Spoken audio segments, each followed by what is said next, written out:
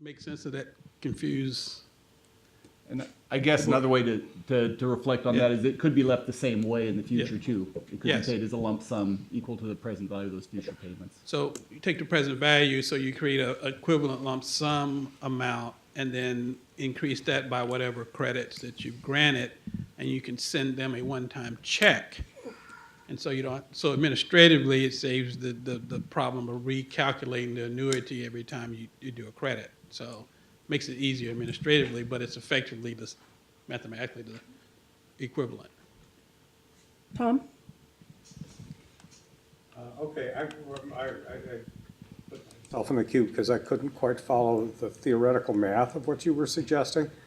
And I think I agree with what he was saying. But it seems to me, rather than continue to adjust the rate of return for the credit, you should be adjusting the discounted present value of the annuity or the annuity value, and then continue to be paying the guaranteed rate of return on the adjusted, i.e. increased discounted present value or annuity value. And that would mean that there's an increase, a slight increase in payments going forward to get some of the benefit, but it wouldn't mean that the guaranteed rate of return is always escalating.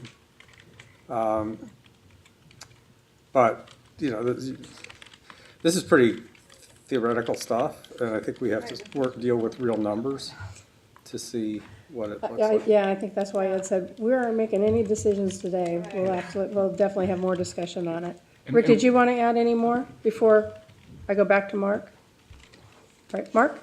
And we're just trying to let you know that there are other ideas out there, other ways that things can be done, that, you know, the retirees could share in both the upside and the downside, not just the upside. We could either take both the up and the good and bad away from them, or we could find other ways to rearrange the system. We're not saying it's trivial, but we want to make sure you're aware of that. All right, and before we go any further, Steve, you're at the mic, and then I have two more people that just buzzed in. Steve, UCTA retired. I don't know if this is the right time to interject this piece, but there is a unique piece in the population of the people who are collecting DBS or who will collect DBS, because you had a 10-year period where you had a 2% diversion of the contribution. So the characteristic, the demographic of the future DBS population may look completely different than what you're dealing with now. So I'm throwing that out because I don't know if that was part of what you considered as you're looking at the theoretical part here, or if it's just a matter of, and we'll apply it to whatever population it is. Because if you have a smaller contribution, in the future the DBS program would be a much smaller benefit. So as you talk about annuities, I think it also puts in the variable, somebody's going to look very differently at annuitizing $10,000 as opposed to annuitizing $50,000. Thank you, Steve. Paul? Yeah, Mark, what you said there at the end about sharing in the upside and the downside, I don't see how in any of what we talk about that the participants share in the downside. What we do is we may limit the point at which they share in the upside, but are we in any, or do we have anything in this where benefits are reduced because of poor investment performance? We don't have anything where benefits are reduced. So there's no, it's not a question of sharing in the downside, it's a question of setting a higher threshold before participants get some upside. Or sharing less of the upside initially. Right. I mean, that Right. maybe that's Right. a better No, way of looking at it in this I mean, case. if you're at 5% rather than 7.5%, but there's no, and so that but it sort of raises the question that at some point I hope we're going to deal with who does have responsibility for the downside. Yeah, and that's, you know, that's a good point. To some extent, we're still guaranteeing a 5% return with the numbers I put there. All we're saying is that we're not going to guarantee a 7.5% return right off the bat, but that's a good point. We're not sharing the upside as quickly. Yeah, right, we're not sharing the upside as quickly. But if there's downside, somebody is responsible for the downside. Yeah, and it also depends, I mean, this is getting philosophical, but it depends on what you consider to be the upside and the downside. If you consider anything below 7.5% to be a downside, then we're sharing a No, downside. I'm talking about your, your charts where we're below 50% funded. Oh, right. That's what I'm talking about, downside. Yeah, and frankly, the only thing here is that in those cases currently, because of the way the benefits are calculated at 7.5%, and we don't actually have an assumption for the annuity credits currently, that's what's done with surplus, we don't have that in our current valuation. The retired liabilities don't go down when they don't receive annuity credits, and this is just a way to say that you could have an assumption incorporated so that the retiree liabilities, not the benefits, but the liabilities, would not be as large as we'd projected. So in the 50% scenario, currently, there's no gain for the retirees by not having an annuity credit. In this way, in the 50% scenario, since we'd been assuming a 2.5% annuity credit in all future years, as those were not experienced, there would still be a gain on the liabilities, which would improve the funding. That actually has to do with the way that we're making assumptions. Yeah, I'm not sure that, I mean, maybe we'll get back to it, but I think there's a question here as to who has responsibility for the downside. Yeah, that's a question with defined benefit plans. In general, particularly for a population that doesn't have Social Security, some level of security needs to be provided, and is it, I'm not sure the cash balance program I know in particular was designed as a Social Security replacement. So one might ask, is it appropriate if someone purchases an annuity inside that program to have a benefit which actually decreases? I'm just throwing out ideas here. Right, but what I'm saying is, if we have a plan right now where the participants don't have responsibility for the downside. So my question is, who does have responsibility for the downside? That's my question. That's not for your PowerPoint, Mark. I was just gonna say, here, that's. No, but I mean, it's, I think that's a whole different conversation, actually. That's, yeah, that's a. Okay, go ahead and go with the third, Mark. Nick, you're doing the third one. Go. All right, I would just reiterate what Mark said. We've just thrown some alternatives out there. I mean, there's a myriad of alternatives that you could have. It really is gonna come down to the who, the what, and the when. We're not advising on it, but we're trying to quantify so you understand the impact and just give you some feel. Obviously, that's why this is the first thing, which is more educational. We can do a lot of stuff, and Mark will talk about that later. But anyway, the point here is not to get in. That's why we didn't come in with some specific recommendation. You should do this threshold and this. We're just trying to put out alternatives right now. Speaking of which, the third alternative, we already discussed the who, which we spent quite a bit of time on. The when, which was the threshold. The last one is how much. And there's a couple ways you could do that. One of the ideas I've thrown out here is having a lower investment return assumption. You're effectively, by doing that, you're setting a lower target. So instead of, if you had a 3% minimum interest rate, instead of crediting an additional 4.5%, if you had a 7.5% investment return assumption, if you had a lower investment return assumption, you would only credit 3.5%. So effectively, it would be how much, because you'd be giving a lower credit on that. And additionally, that would also affect the future retirees. When they retire, you'd have, just as Mark was talking about, 5%. If you use 6.5% as your investment return assumption, you would have a lower annuity amount, and that would obviously save money in the future.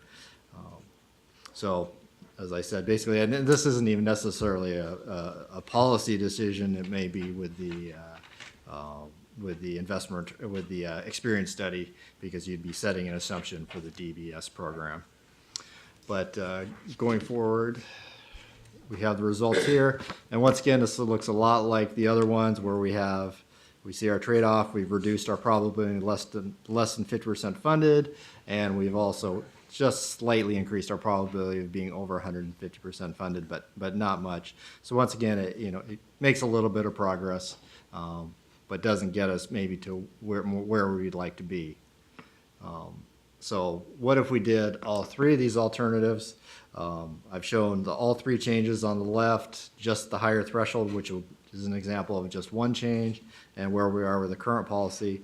And you see that there is, having all three of these here would significantly reduce the probability of being on that real stressed funding, of being less than 50% funded. It would also, as you see, the blue actually got fairly significant up there. It would increase the probability of being over 150% funded. Now, I would say that would be a lot easier problem to deal with an ad hoc adjustment if we were too overfunded. Obviously, if we're less than 50% funded, as Paul alluded to, then we've got, we don't know what we can do. But the board can easily deal with the former problem of being too far overfunded. This is just a summary, and I would just highlight the current and the combination. Current threshold, we have about a 23% chance of being less than 50% funded after 30 years. Whether the combination of all three, it's down to just almost half, about 14%. Similarly, the over 150% funded for the current policy is about 1.7%, so less than 2%, and it would increase to about 8%. But once again, I think that's a problem we can deal with. Ed asked, so we've kind of talked about, these numbers, but we haven't got too specific. But if we go to one or these other ones, how does that affect when, how many times these, are granted? I mean, obviously, we don't want a policy where we're waiting, and then giving one huge chunk of money, and then waiting, giving one huge chunk of money.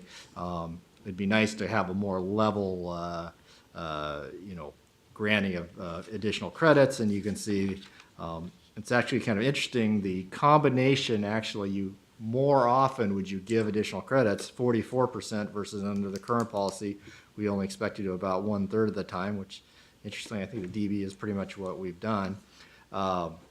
But obviously, the flip side of that is under the combination or any of the alternatives, you're going to give slightly lower additional credits. You're just going to give them slightly more often.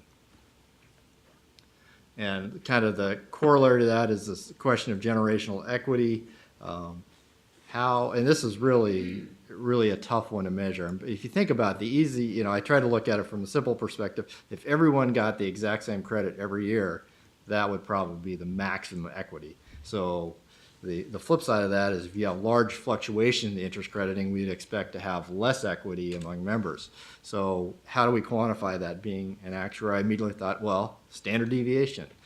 So, that would be the variance in what the crediting was. But then I thought that was a little bit, standard deviation you throw out there, but it's hard to understand how that would affect individual members. So I came up with 3 sample members, and the ideas of this, generational equity is that, some guy is hired now, and 10 years from now, 20 years from now, 30 years from now, how would a policy affect them differently? Well, obviously they're going to get different investment returns, so the policy is going to affect how they're paid out. So what we looked at was, as I said, we looked at 3 people, somebody hired today, somebody 10 years, and somebody 20 years from now, and we ran 30-year projections on each of those people.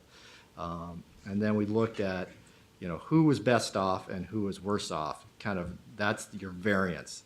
That's your kind of equity. If somebody's getting 0% and then somebody's getting 10% credits on average, well, then that's not good. If everyone's getting about 7.5%, that's great. So anyway, we looked at these people and we compared the person with the highest credit and lowest credit in each of these 10,000 scenarios.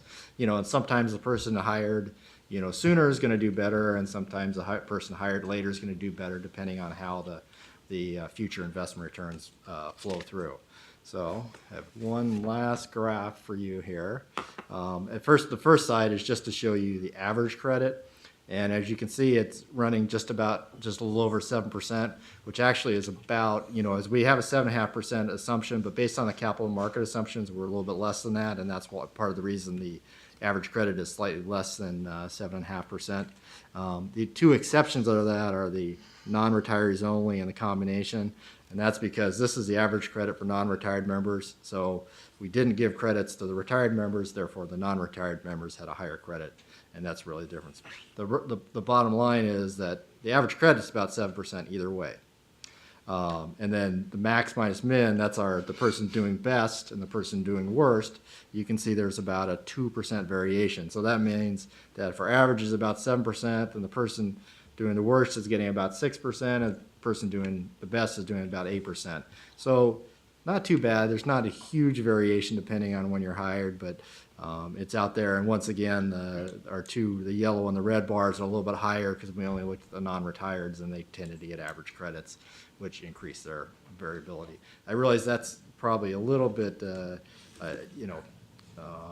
a tough concept on the variability, but that was kind of our best. I mean, a lot of the stuff we're trying to figure out how to measure this and how to communicate this, and that was our take on the best way to communicate that. But so I definitely take any questions on that. If anyone didn't quite follow how we did that or not, I'll turn it over to Mark. Okay, Mark, before you go, Yorena? Yeah. Could you go back to the chart that shows the frequency of giving the credits? Yeah.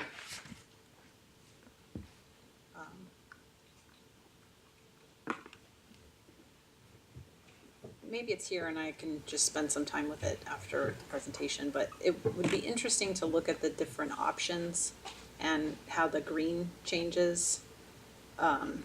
If we could see graphically then how the frequency changes. So are there more or less credits? And again, maybe it's here, but I'm just not seeing it that quickly without the different kinds of, the colored bar charts that show, the green, which is where it seems like we'd want to be. Yeah. Does that shrink or grow with some of these different options? Well, this is really a representation. I mean, you can see the greater than 100%, that's your green. You can see the 35% greater than 100% are in the current policy, and the 53% under the combination. And then the alternatives are somewhere in between. And there's not a direct correlation with the number of times, the percentage that times the additional credits are granted, because really what's going to affect the funded ratio is two pieces. It's the percentage of times and then the amount. So really the percentage of time is greater when the amount is less, and vice versa. So it doesn't quite translate. All right, anyone else? So Ed, what were you thinking our next step would be? Well, I think it's, we need to obviously have some sort of, you have to make a decision about whether you want to keep the existing policy or what changes you want to make. Under the current schedule, you would be making a decision about awarding the credit in April. So ideally, you'd have a decision made around what the policy is in February, which is the next meeting. So I think it's an issue if you want to give Milliman some direction about what to, either additional information or some focusing on one or more alternatives, and so that we can bring back to you in February, which is also when you'll be hearing issues around the legal issues and investments, and there's other issues that we're bringing up in other contexts, just so that we can bring this to a resolution about what you do in April. So I guess what would be most helpful for us is just to give us some direction as to given all this information, and admittedly it's a lot of information, it's a lot of numbers, a lot of graphs, but is there anything in particular that you think is a viable approach that you would like us to pursue further, or maybe just bring back to you as a policy? We can go in more detail about that. I have 3 people waiting to speak. Paul? I'll give you my thoughts on that. And first of all, this is really superb. I mean, I think the approach that you took and the options you looked at and the way you evaluated them was really helpful. I would say that my primary takeaway from this is that we should be looking, as the two of you said, to standard deviation as the trigger, however we factor that into a formulation, but that standard deviation should be the measure. I mean, I think what you showed was very useful in terms of the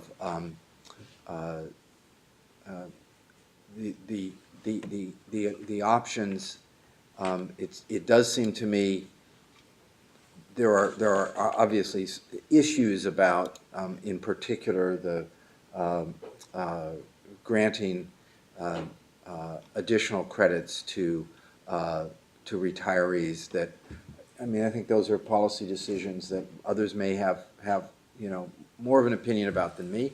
I'm looking, I think, more at the, you know, sort of what the criteria should be for determining whether we've got a system that is going to stay in the green. And the fact that we get that red low, and the over 150% funding, as you said, you know, if we get there, board policy can address that. If we get down below 50%, board policy probably can't address that. Then, you know, then it's the market that has taken over. So, you know, I think these are good metrics to look at, and I would recommend, you know, moving forward with something that kind of reflects these metrics, and you know, going back to the page that Arena brought us back to, I think the idea of more frequent and smaller adjustments makes sense in terms of equity. It has less, therefore, you know,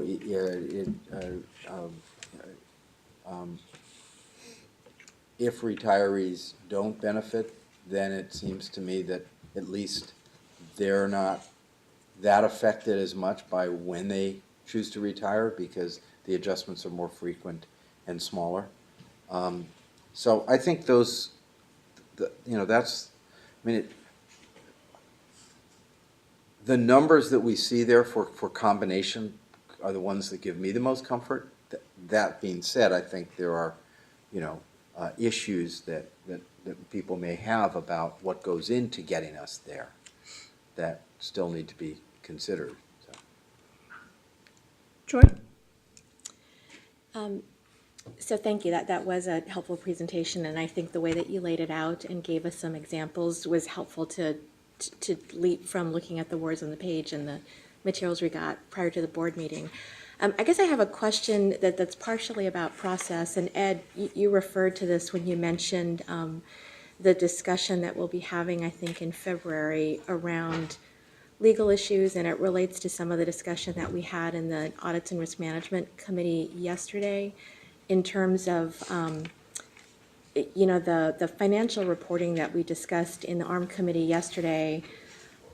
It kind of touched on the concept of all of the programs that we have, the DB program, DBS, and cash balance, sort of being fungible. That was a word that the auditors used.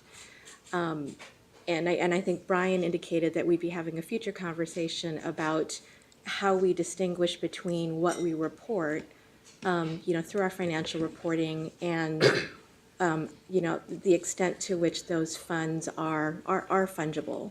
And I feel like that is an issue that would be helpful to resolve or understand more in the same context as looking at this issue of the allocation of credit. So I just wondered if someone could talk about that and see if we could, you know, line those up. Well, I guess I'll defer to Brian in terms of the timing, but I believe the expectation was to try to do it at the same time. Right? Yeah, I think the order should definitely be the explanation and discussion of what you've asked for and what the legal parameters are and the legal considerations before you're thrown into a policy discussion. So yes, I at the same time, in the same meeting, but yeah. But I you know, I would point out that if by some chance it was possible to move money around like that, you'd still have to make a decision at what point in time do you do that, you know, which gets into these issues around the stability of the DBS and cash balance program. So it's still not, I mean, It doesn't obviate the need for Right, looking at the exactly. policy. Yeah. Right. Raina?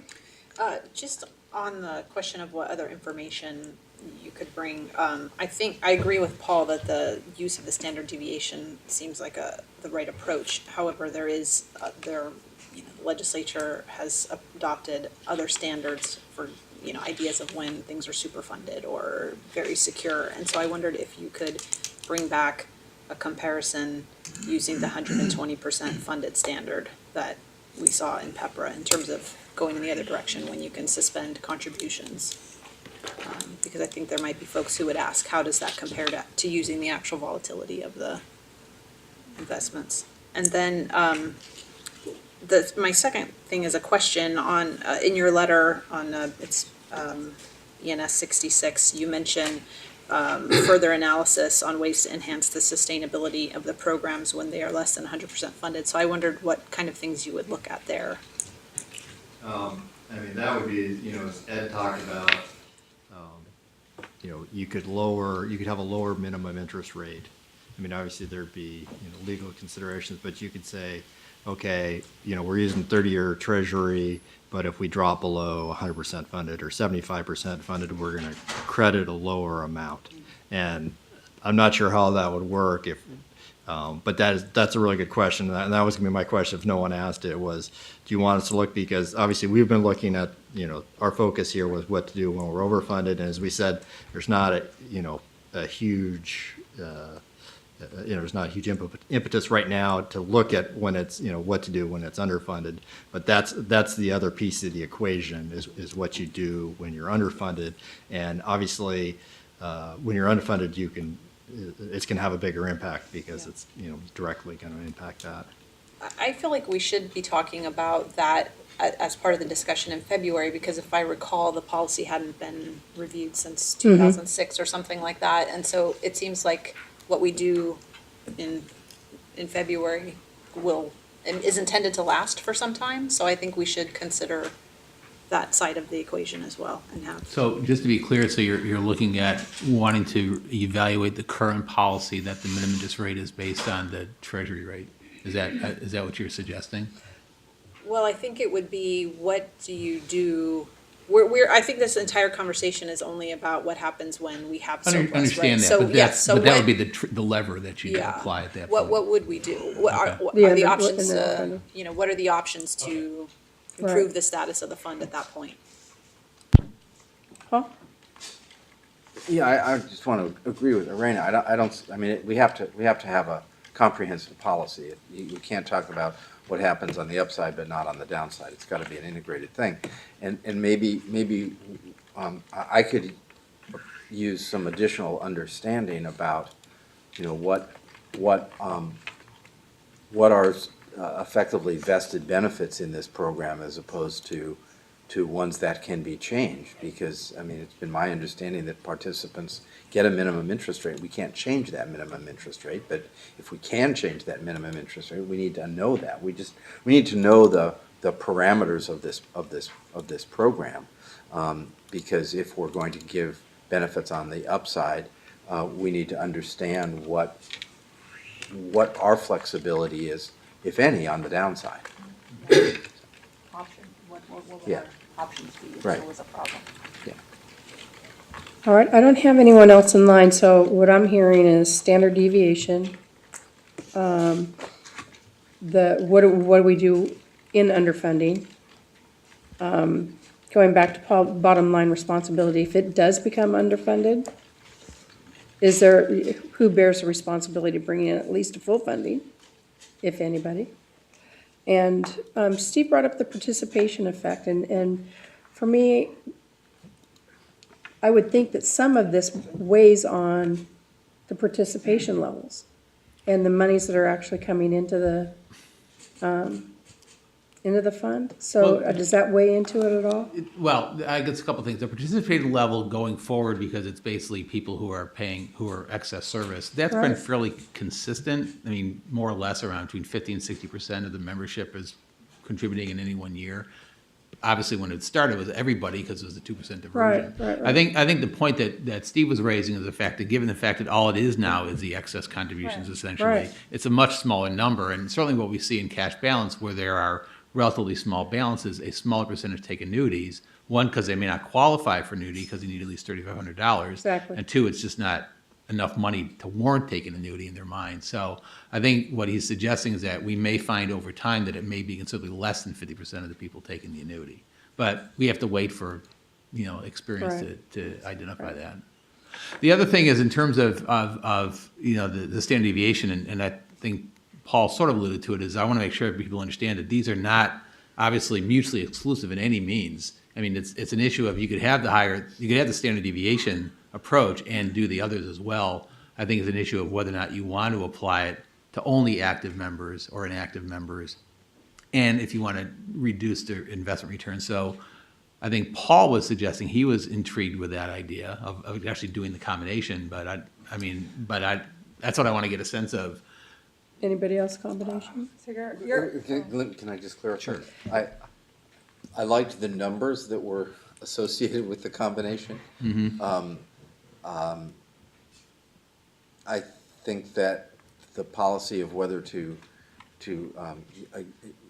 give the upside to retirees or not is something that hopefully others have thoughts on it as well. I'm, I think. All right. I'm not agnostic, but I'm So, Ed, I want to throw something else into uncertain. it. The next time we meet to even discuss it is February. Right.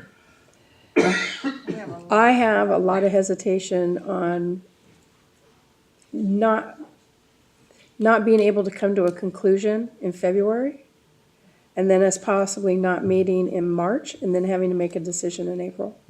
I think this doesn't affect a huge population of our members, but at least 50%, Sure. like you were talking about. And I don't want to do anything too rashly, or not necessarily rashly, but something that's done not as thoughtfully as we might need to. So I think that if we move forward in February, we're not ready to make that decision, then we're going to have to be able to be ready to make a decision with the policy that we have in April. That's an option, or I mean, the alternative is that you could, if you're going to declare it a credit, you have to declare it by the end of June.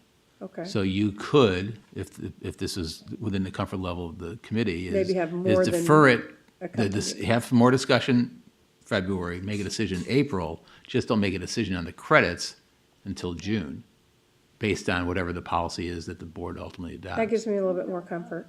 And we can get the information that I requested. Okay. It just means that these guys have to come down one more time. It's sunnier down It is, here. yeah. It's like a vacation. All righty. So that sounds good. Thank you very, do you feel good at where we landed, where we want you to go? I think we have the direction we need. Okay. Yes, thank you. All righty, thank you. Thank you very much. All righty, moving on. Deputy Chief Executive Officer report. So I'm going to start. When I just, as Ed does, I have staff upstairs who are watching and feeding me information.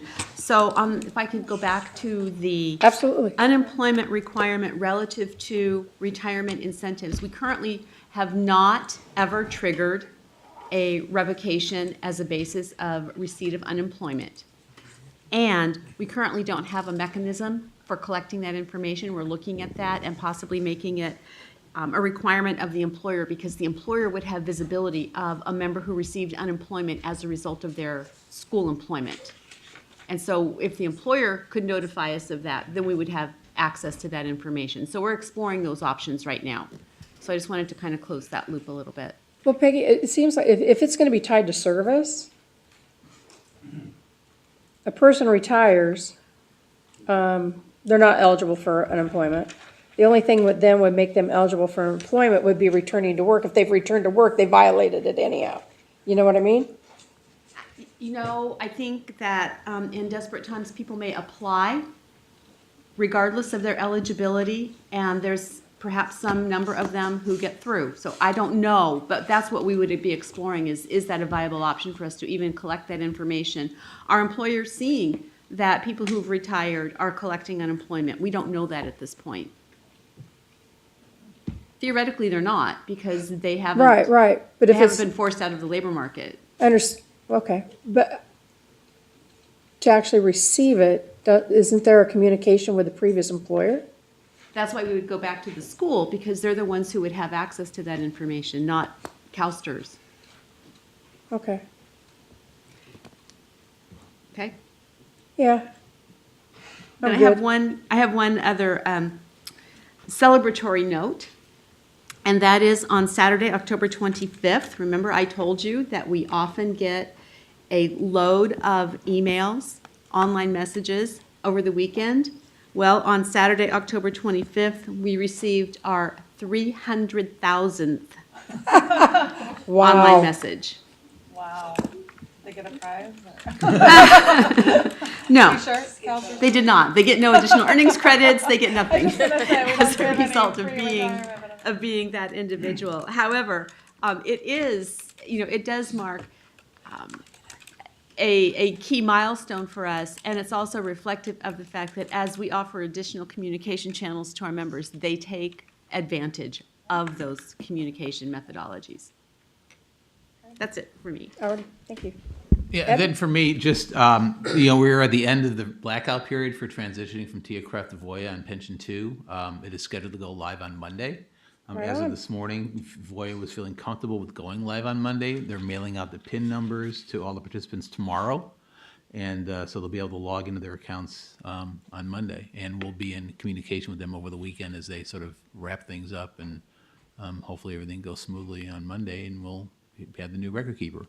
And then it's not on the agenda yet. I guess, sort of take a look as things, see how the agenda develops for February. But we, if the committee would like, we could provide a demonstration of the website and other information around the new service. It's actually, it'll be very robust, and I think you'll like it. But we'll take a look and see if the timing works out.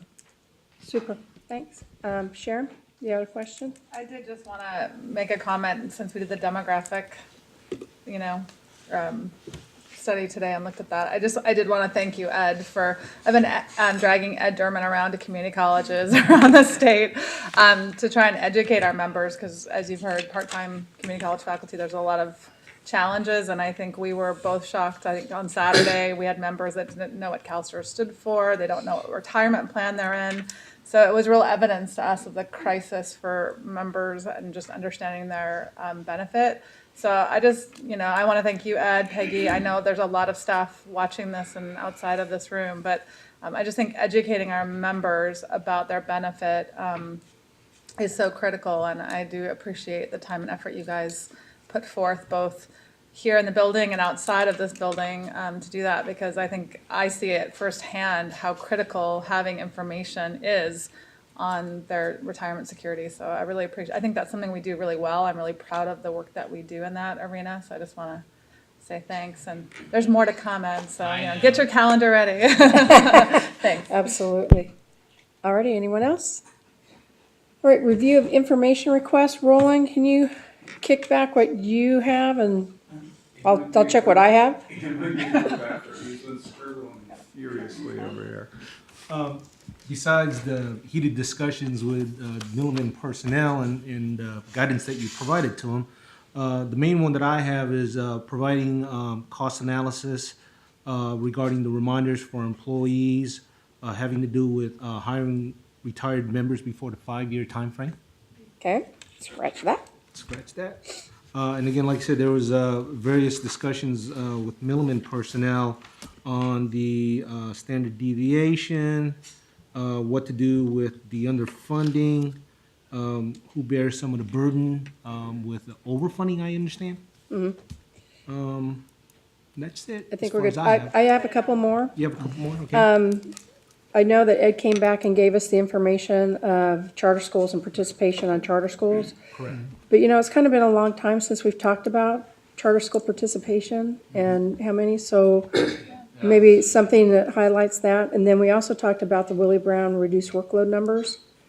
And it's been a while since we've talked about how many people are participating in the Willie Brown. Well, we identify that every April when you set Okay. the rate. We identify what it was in the past year. If you wanted to see Right. the trends, we can certainly show that historical number if you wish. Alrighty, no, that's fine, and if we need anything beefier, that's fine, so then let's just take a look at charter school. Okay. All right, is there anything else for the pleasure of the committee? Just an announcement. Just ask the audience just to stay for a couple of minutes. We have an announcement we want to make, so if you're thinking about lunch and you want to go to lunch, if you could just bear with us a couple of minutes, we want to make an announcement at the end of this meeting. Right.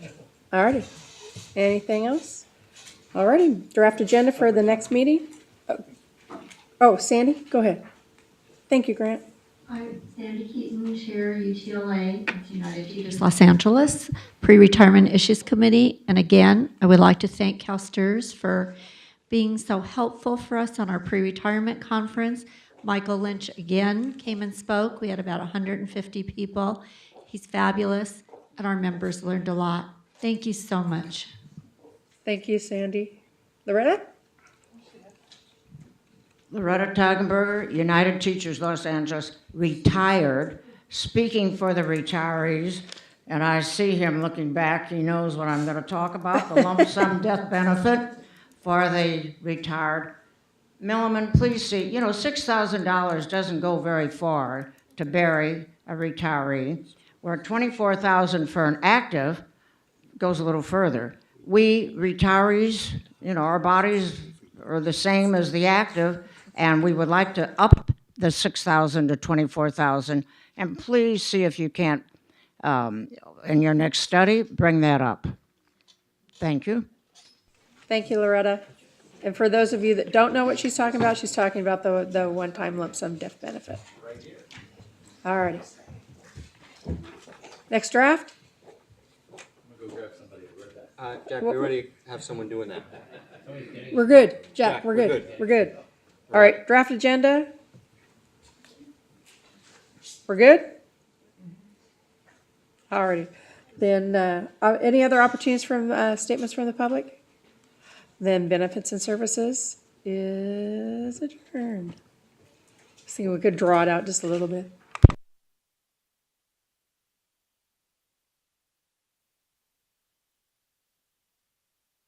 There you go. They can hear you. We have someone doing that, Jack. So, yeah, come on. Mary, hi. Come on. You gotta come up. All right, so, come on over, Mary. Don't be, Come on over. don't be scared, we won't bite. So the board was recently informed that one of our most cherished and beloved staff members at CalSTRS has made a decision that it's time for change and it's time for a retirement. And that beloved and cherished staff member is none other than Mary Miles.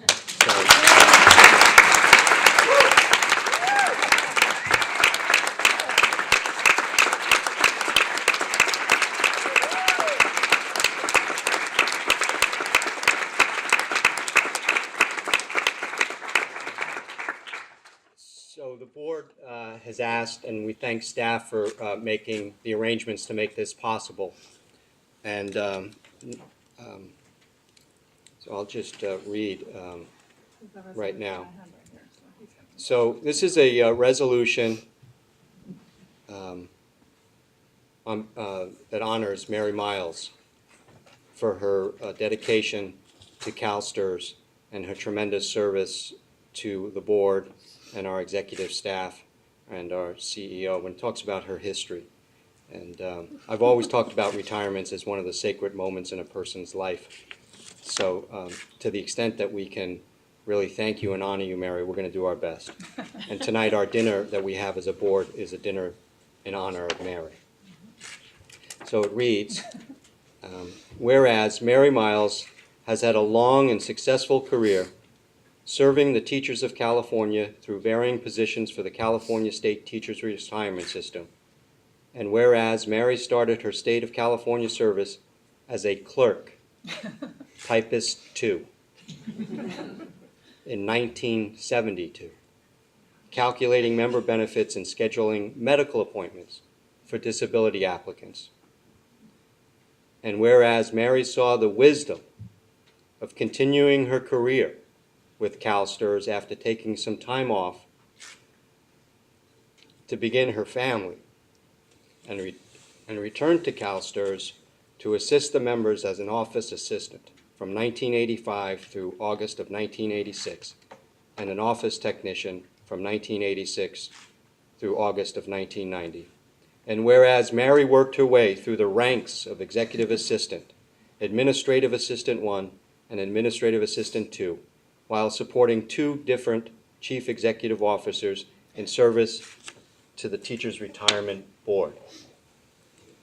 Mary became so indispensable that she was appointed to the classification of Staff Service Manager 1, becoming an essential part of the executive team, and where Mary has been an instrumental part of the success of CalSTRS through her continuous demonstration of organizational and management skills, something some of us lack tremendously. Her dedication to the board, staff, and members, and her strong desire to see the organization succeed and thrive.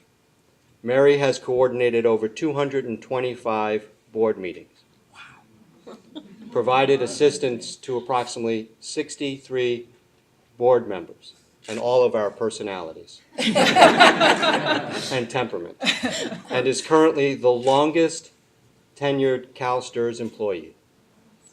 Mary has consistently demonstrated our core values and has been a role model for others to follow. Therefore, be it resolved that the California State Teachers Retirement System congratulates Mary Miles on her retirement for almost 35 years of service to the state of California, and especially for her 24 years of service to the board and executive team of CalSTRS. Be it further resolved that on behalf of the Teachers Retirement Board, our executive staff, managers, and all staff at CalSTRS, we wish Mary happy years to come.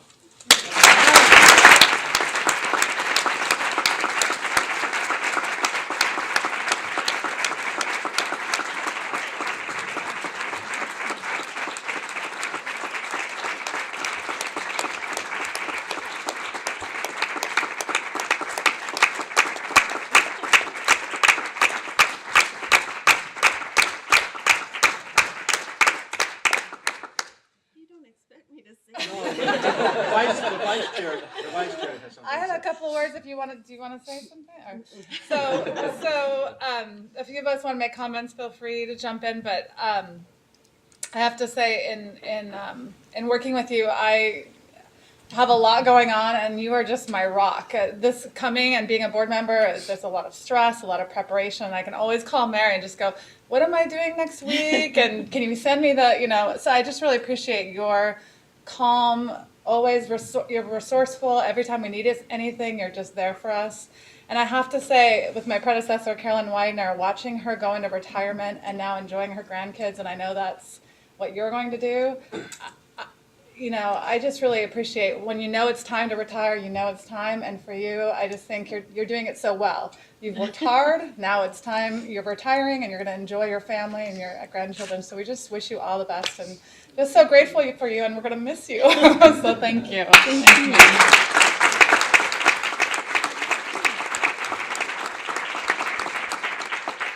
Everybody needs a person like Mary in their personal life, not just their professional life, and I appreciate everything. That's right. Maybe if I could say a few things too. This harness on me here. And, this is the first of several celebrations we're going to be doing over the next couple of weeks. But what I love about this one is that Mary's presence is not just in the building. We have many people in the audience here that work with us as stakeholders or investment managers or consultants and a variety of people. And it's interesting in a business that they all know her by name and they know her. It isn't just all the 1,000 employees that work in this building. So her presence in the organization has been forceful, both internal and external. And I think you use this word, Harry, but Mary's presence really does represent the foundation in the organization. And when we've built this building, if we could have put your name on one of the outside stones, we would have, because that's the effect you've had on the business. And I'm sure you've all worked with people that gain their power and influence in the organization through their title. And I have to tell you, Mary's position is very ripe for that problem. Because you carry a strong title and you can get things done in the organization by exercising the title of the CEO's office and direct people to do that. And she couldn't be farther from that person. It's so interesting that she never needs that title in the business to get someone to get a document to her on time or to do that. She's done that through the best way to do it, through respect of other people and effectively communicating what you need. And it is so easy to be tempted by the power and not do it the right way. And I think that speaks volumes to Mary's values, that she doesn't approach people with that approach or think that's the way to get things done. She's always done it through a value proposition with other people. And that's why no one in the building has ever said anything negative ever about this. She's probably the only person that is the saint of the building, because she is that effective in how she works with people. So you're amazing. So we have some cake. Yeah. Everyone, please enjoy the cake. We're not going to put Mary on the spot. If you want to say anything, you may. We're going to do a pre-lunch cake break and then... And then we'll come back about 1:15. We'll take 45 minutes. So 1:15. have a piece of cake with us for a minute. Thanks.